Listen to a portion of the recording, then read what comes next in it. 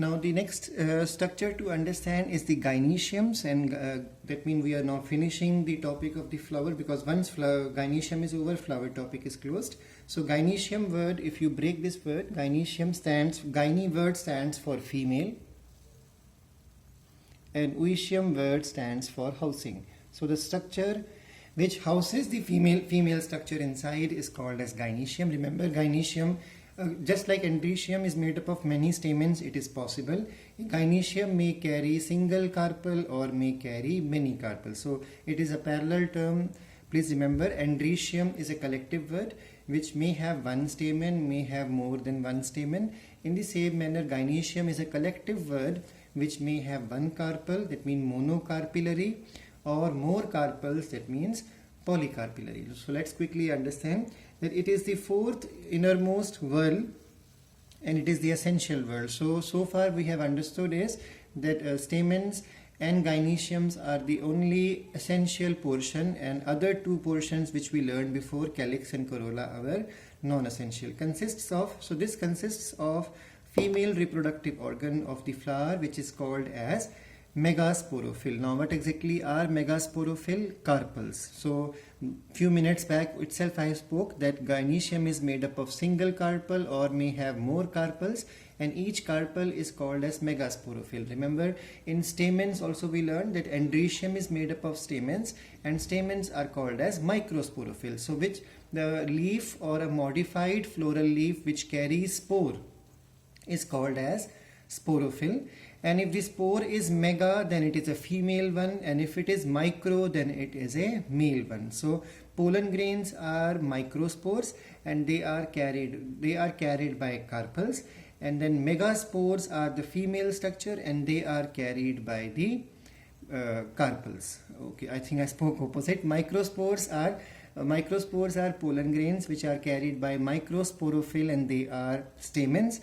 And megaspores are female structured, and the leaf which carry them is called as megasporophyll, also called as carpels. I think I made it correct now. Carpels can be free or fused. We need to remember this. So now there are three-part portion of each carpel. In 10th class also you have done this: ovary, style, and stigma. So the basal swollen portion which houses the ovules inside is called as the ovary. And ovary is a swollen basal portion now which is present just above the thalamus. Now the next structure is just above the ovary. There is a filamentous structure called as style. So the style is a stalk-like structure, and there are two morphological types of style possible: a hollow one or a solid one. Now in 10th also you have done this concept that stigma is also there, and stigma is the receptive portion which is the terminal portion of the carpel. Now the function of stigma you have already covered in your junior classes, that the pollen grain lands after the process of pollination. Pollen grain successfully lands on stigma, and if the pollen grain is of correct type, then pollen tube growth will come, or you can say pollen germination occurs, and then the pollen tube will pass through the style. Now style can be hollow style or a solid one. So if the style is already hollow, it's the easy process for pollen tube to pass through it. If it is a solid one, then the pollen tube will release enzymes so that space could be created, so that the pollen tube may carry the male gametes towards the female gamete, and female gamete is inside the ovary, and ovary carry ovules, and ovule will carry the female gamete inside. So these are the three parts of carpel.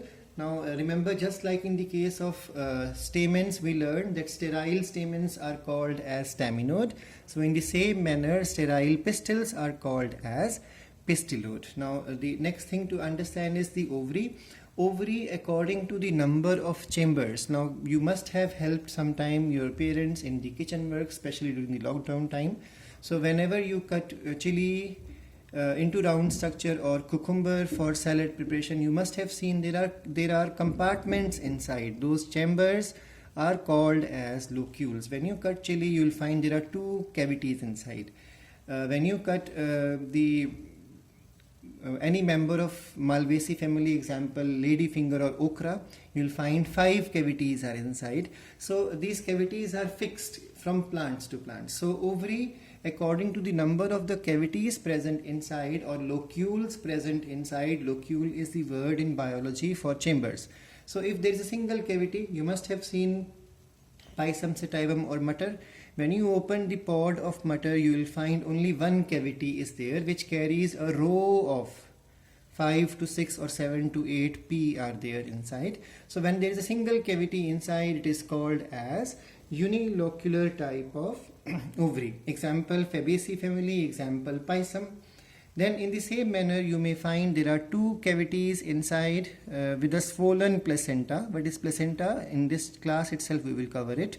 Example Solanaceae family. You cut open brinjal also, you cut open the tomatoes, or you cut open the capsicum, Shimla mirch, you will find similar type of bilocular condition because all of them belong to Solanaceae family.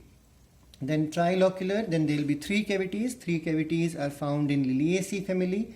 Liliaceae examples are many. All lilies belong to Liliaceae. Example asparagus. Then tetralocular is also possible. Tetralocular will have 4 locules inside, found in the Tulsi or Ocimum sanctum or Salvia family, Labitae. Then pentalocular is found in Malvaceae family. I just spoke the example of hibiscus or rosa or China rose. Otherwise, you can talk about gossypium. Gossypium means cotton, or you talk about okra or ladyfinger. They all come into Malvaceae family.